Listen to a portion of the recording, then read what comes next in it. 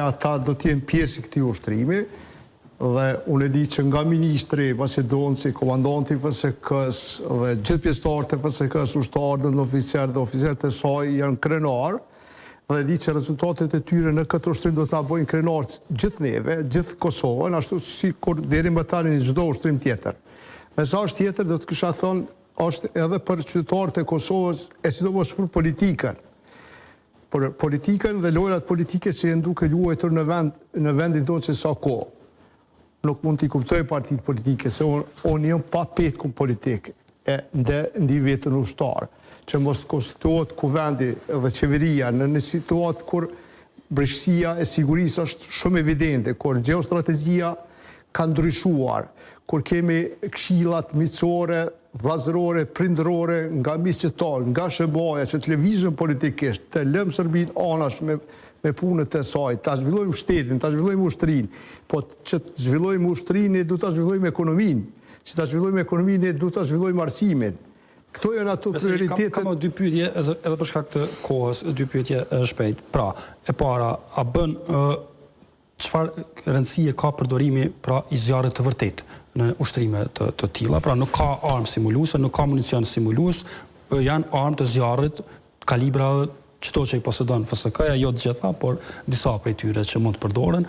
Në çfarë dimensioni e vendos përdorimi i municionit real, i zjarrit real në këtë ushtrim?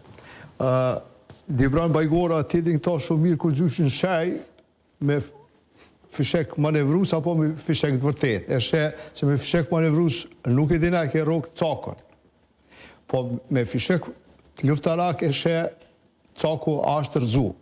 Unë besoj shumë që armatimit e reja që kanë ardhur në forcën sigurisë në vitet e funit, është rasti që të përdoren nga ushtarët tanë në një ushtrim real, të marrin praktikat e mira e të shkëlqyshme të ushtarëve amerikanë dhe qitjet që do të realizohen me municion luftarak do të ndihmojnë shumë ngritjen e kapaciteteve të forcës sigurisë të Kosovës.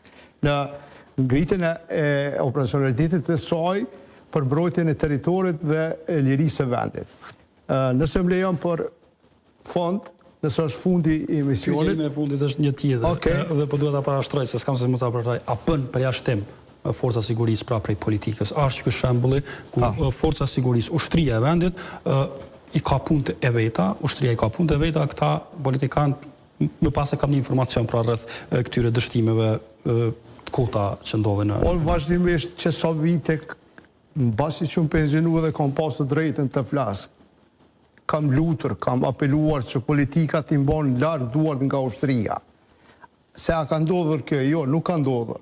I kanë futur duart në ushtrinë e Kosovës.